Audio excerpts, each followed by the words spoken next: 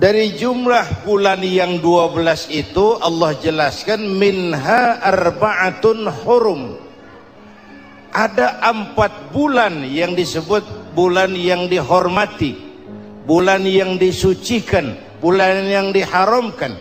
4, 3 bergandengan, 1 agak terpisah. Yang bergandengan itu Rajab, Sya'ban, Ramadan. Yang agak terpisah itu Muharram. Ini 4 bulan yang dihormati disebut Ashhurul Hurum. Saudara-saudara, Muharram ini salah satu dari 4 bulan yang istimewa. Kenapa? Banyak peristiwa besar yang terjadi di bulan Muharram. Hampir semua nabi dan rasul berkaitan dengan Muharram ini. Hampir semua nabi dan rasul. Kita akan kutip beberapa saja dalam konteks kekinian. Pertama, Allah menerima taubatnya Nabi Adam pada hari ke-10 bulan Muharram. Adam itu bapak moyang kita. Dosanya 1, makan buah khuldi, dikeluarkan dari surga. Kita dosanya banyak, kepengen masuk, nggak nyambung. Hai Adam, dari tidak ada kamu saya adakan. Saya perintahkan tinggal di surga. Merasa sepi sendirian, saya ciptakan Siti Hawa supaya kamu tenang. Kamu boleh nikmati semuanya. Ini boleh, itu boleh, ini boleh, itu boleh. Makan, makanlah yang kau mau. Minum, minumlah yang kau suka. Pakai, pakailah yang kau senang. Satu yang saya minta, jangan dekati pohon khuldi. Itu kau tidak sanggup, keluar. Diusir dari surga. Sujud Nabi Adam, kata riwayat 40 tahun sujud, membaca Rabbana zalamna anfusana wa illam taghfir lana wa tarhamna lanakunanna minal. Itu namanya istighfarnya Nabi Adam.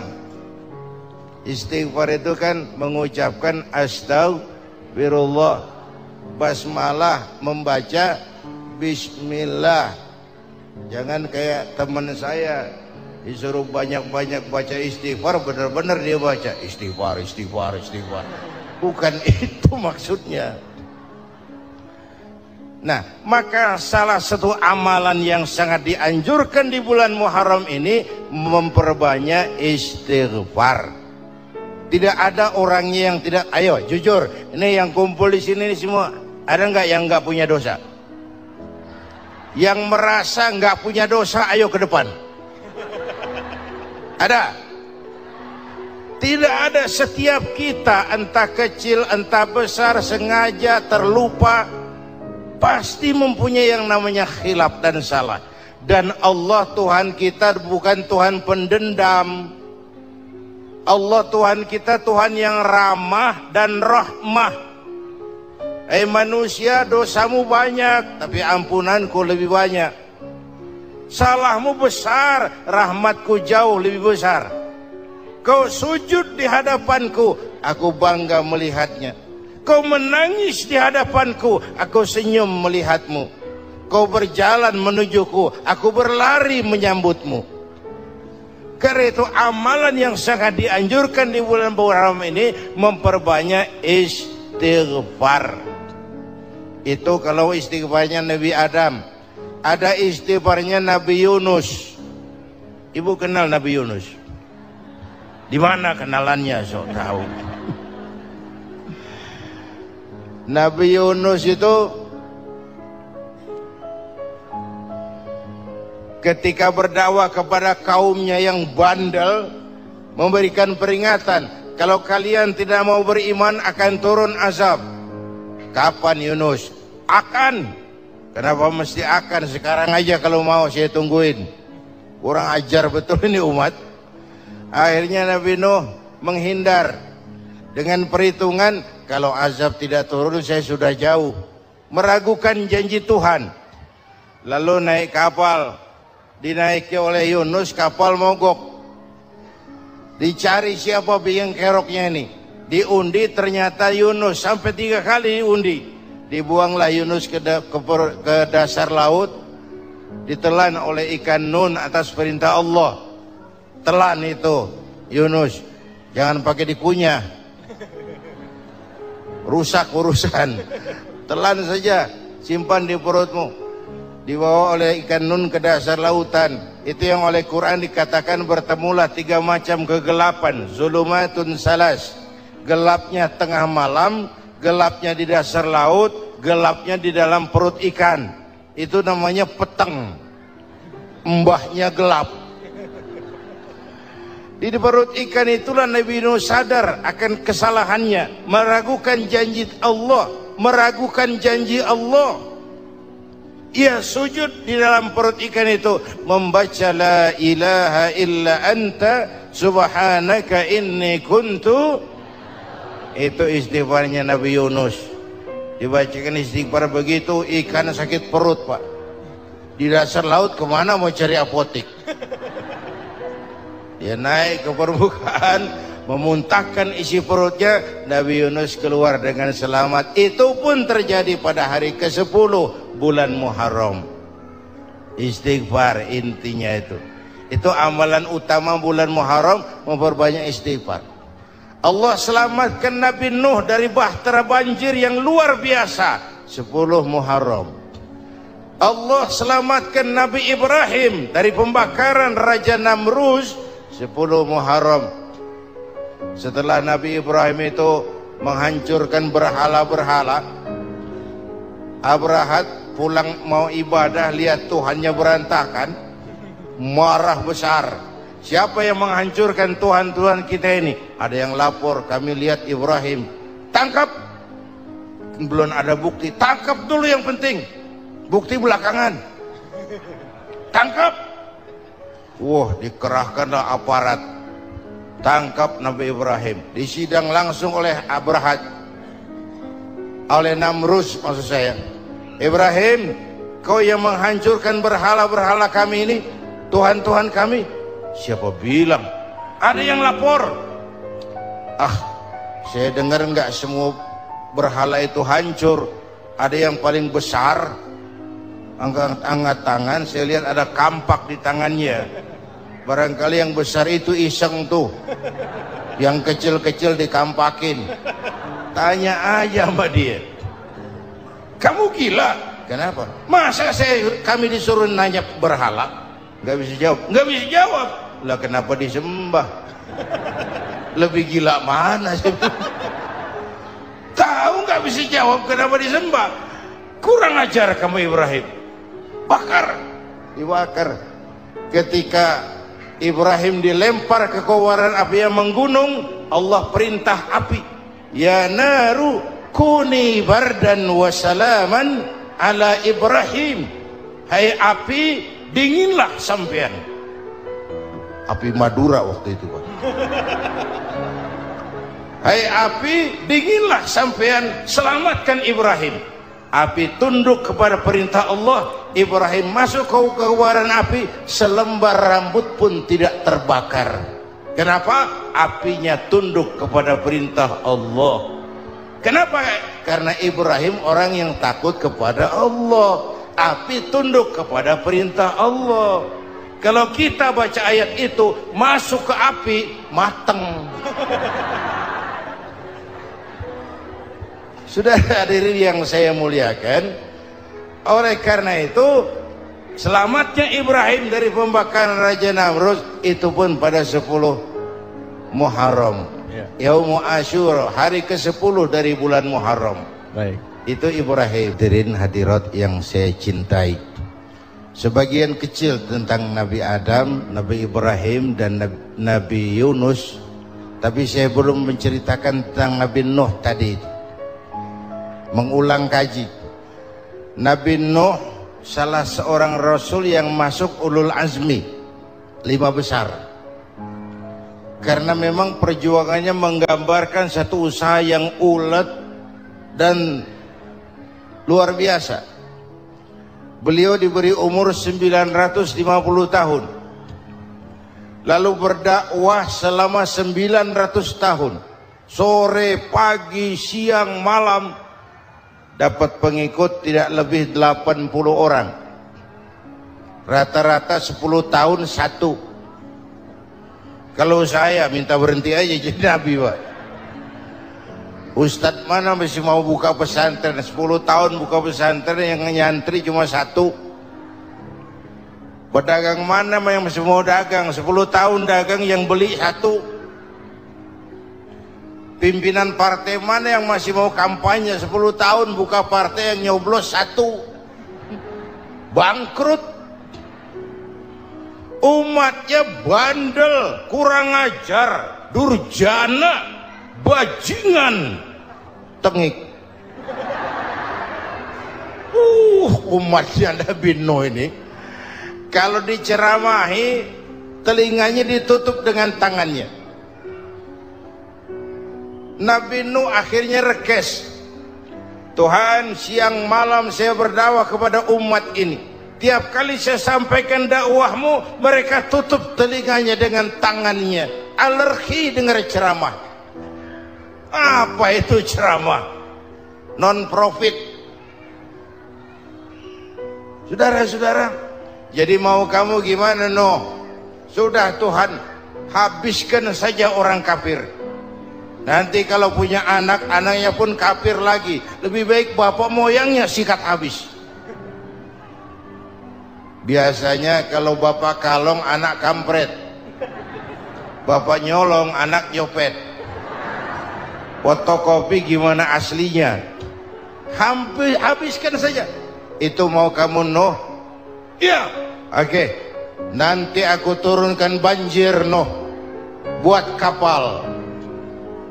Dengan apa saya harus buat kapal, Nuh? Ya dengan kayu, kata Tuhan. Kayunya dari mana, Tuhan? Ya dari pohon, Nuh. Pohonnya belum ada, Tuhan. Ya tanam dulu, Nuh. Bikin kapal kayunya nanam pohon. Apa artinya? Perjuangan perlu kesabaran. Sukses itu ada prosesnya. Nggak bisa simsalabim abracadabra lalu kita mau sukses. Semua ada prosesnya. Walaupun kenyataannya begitu. Sukses banyak bapaknya, gagal itu yatim. Kalau kita sukses banyak yang ngakuin. Yang baru ketemu pakai manggil encing. Ketemu baru, tapi sukses banyak bapaknya. Gagal yatim, gak ada yang mau ngakuin kalau kita gagal itu. Udah bikin kapal dengan kayu di tengah kampung, bikin kapal ini. Bayangkan di tengah kampung bikin kapal, orang kafir makin menjadi-jadi. Lihat Nuh, kenapa? Makin sarap. Bikin kapal di tengah kampung, mau belayar kemana? Tuh lihat, kalau orang nggak tahu tujuan, mountain setengah jalan. Proses yang dinilai bukan finalnya. Ya kayak gitu kesimpulannya. Saya enaknya sendiri. Bikin kapal. Kapal mendekati selesai. Ini orang kafir rame-rame datang ke kapal Nuh. Mau apa? Buang najis. Sakit perut berangkat ke kapal Nabi Nuh. Nongkrong. Dapat 2-3 tumpuk pulang. Penuh lantai kapal dengan najis manusia. Inilah perjuangan. Bukan jalan raya lurus bertabur bunga di kanan kirinya. Banyak ondak dan duri, fitnah, caci maki, antipati, segala macam. Nuh. Ada orang tua dasar kafir, kurang ajar, sudah stroke berangkat juga ke kapal Nuh. Mau buang najis, pincang-pincang digotong orang. Sudah saya buang najis, dia bangun, mau pulang, pegangan tiang kapal terpeleset jatuh di atas tumpukan najis. Terjadi keajaiban, yang struknya sembuh, lumpuhnya hilang, berangkat digotong-gotong pulang, jalan gagah sekali. Tapi orang kampungnya heran, ente sudah sembuh? Sudah. Berobat di mana? Kok begitu paten? Di kapal Nuh. Masih banyak.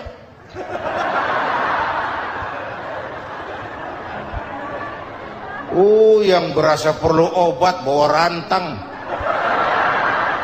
ambil bersih lagi geladak kapal itu.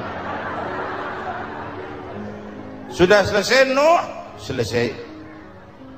Oke, kau orang yang beriman bersamamu, binatang serba sepasang, naik Nabi Nuh, naik orang beriman, naik binatang serba sepasang. Ini cikal bakal penyelamatan manusia, Pak. Naiklah orang beriman, sudah naik semua, Nabi Nuh kontrol. Ini contoh buat kita, kontrol.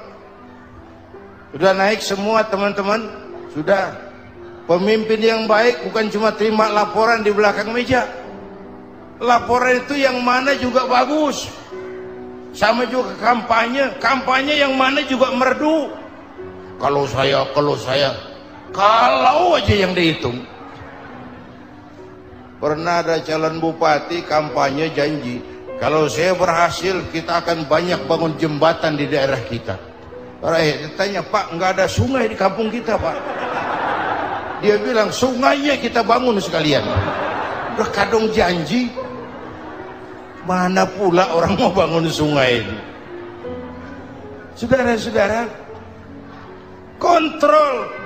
Jangan cuma tunggu laporan di belakang meja, semua laporan bagus. Ya, Bu? Bu?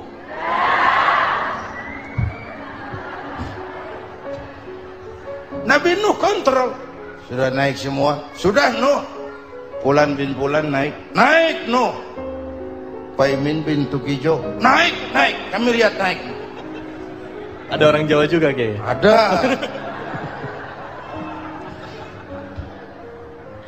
Sudah kontrol. Kanan anak saya ikut nggak naik kapal? Kami tidak lihat itu, Nuh. Kanan. Ini potret. Bapaknya aktif ke masjid, ibunya rajin ke majelis taklim, anaknya keleleran kemana-mana. Bukan di sini, di Prancis. Udah di sini insya Allah sama.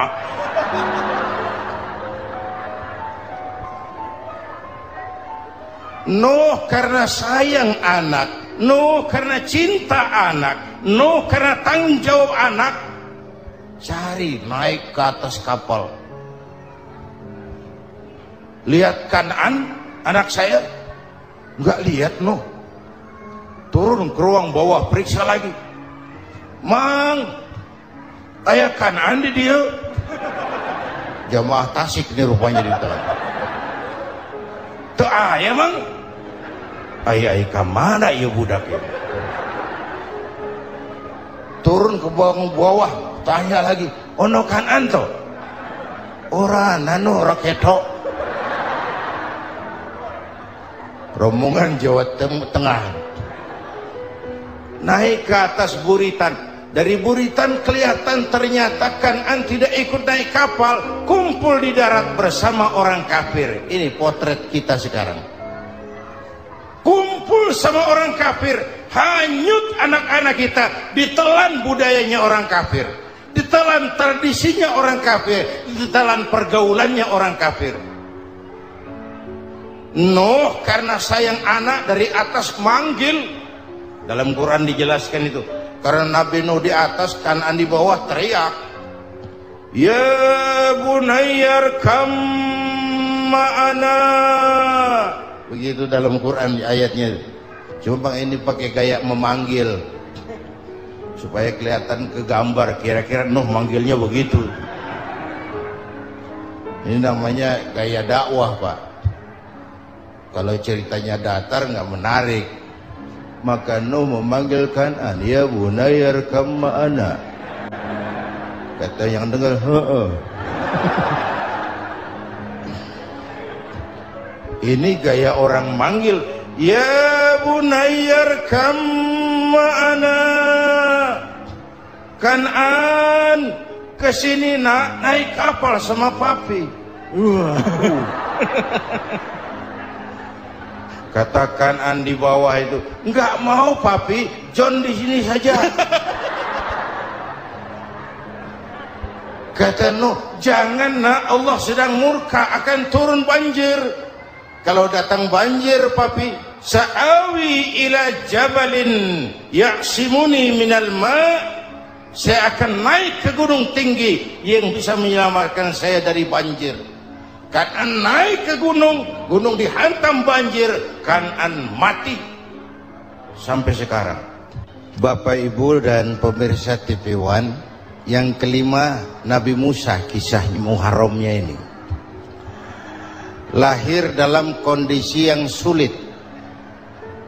Karena Fir'aun mimpi akan lahir seorang anak dari keturunan Bani Israel yang akan menghancurkan kerajaannya.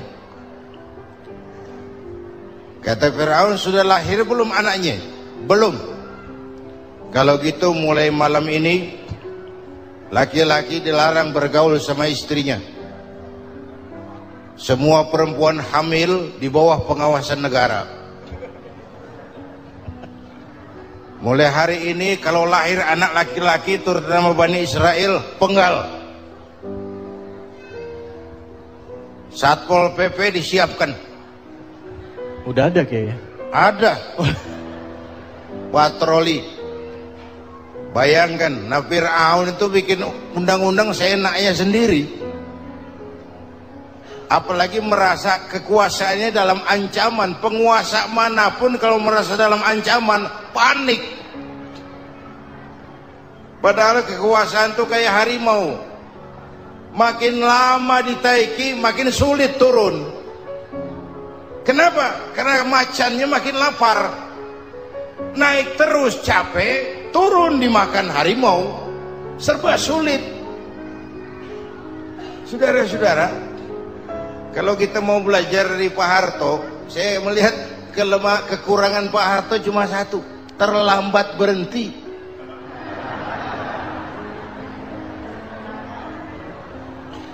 Terlambat berhenti. Di sekelilinginya banyak tukang jilat, tukang semir. Pak, kalau tidak ada bapak kami bagaimana, Pak? Saudara hadirin yang saya hormati, maka sering saya ingatkan, temanmu yang sejati adalah teman yang membuat kamu jadi benar, bukan teman yang selalu membenarkan kamu. Berapa banyak pejabat-pejabat hancur karena selalu dibenarkan oleh lingkungannya. Bapak benar, Pak. Bapak bijaksana, Pak. Itu tepat, Pak. Benar. Buang angin pun, kata kelilingnya, oh Bapak sehat.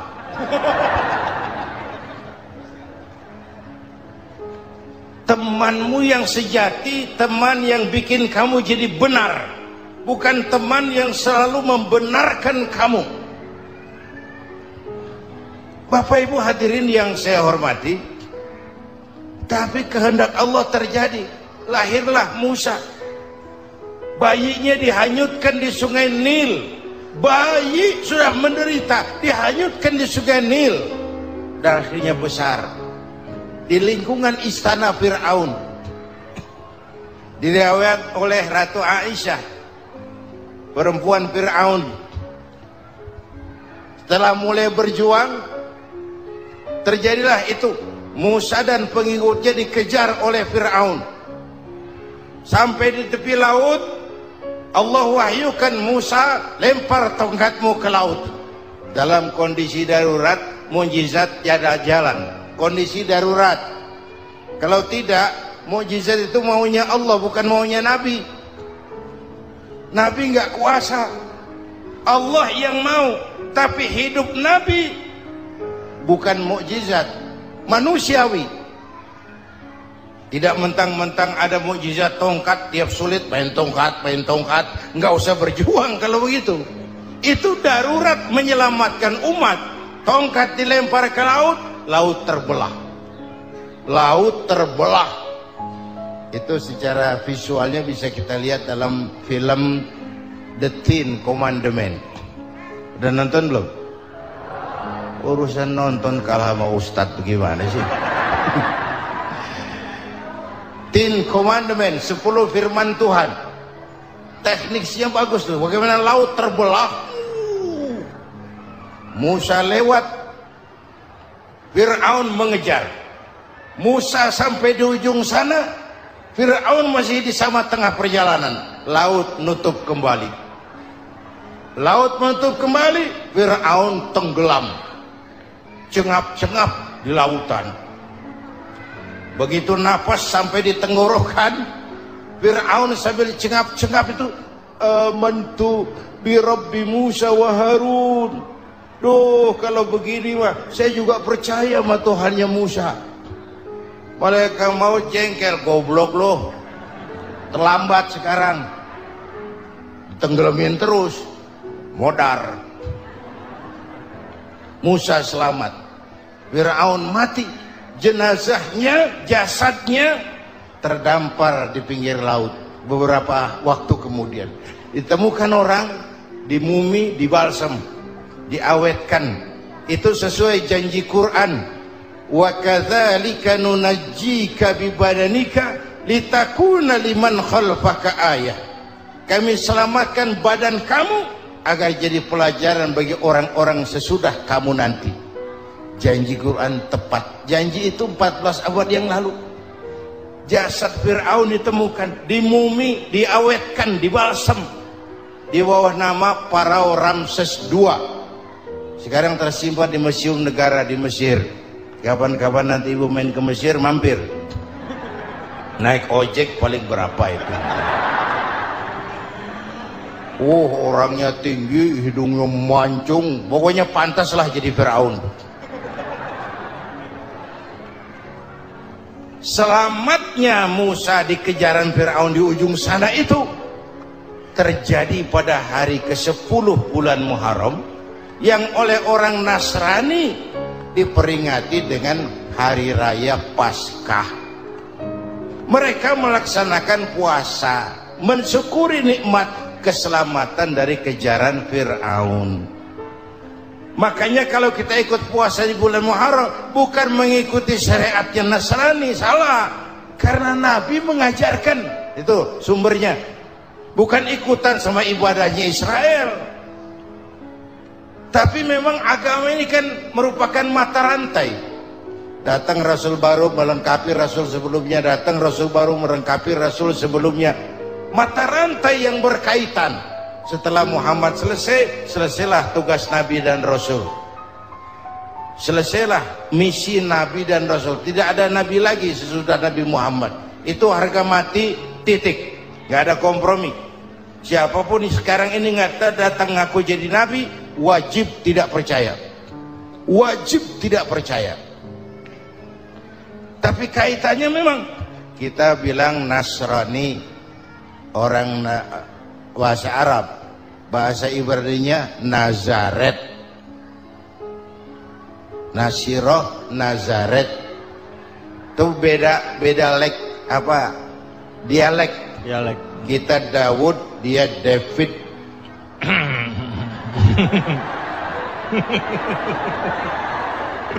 Ibrani. Kita Ali, dia Alek. Kita Sulaiman, dia Solomon. Kita Camat, dia Comot. Ini yang ngomong ini comot sembarangan. Dari jumlah bulan yang 12 itu Allah jelaskan minha arba'atun hurum. Ada 4 bulan yang disebut bulan yang dihormati, bulan yang disucikan, bulan yang diharamkan. 4. 3 bergandengan, 1 agak terpisah. Yang bergandengan itu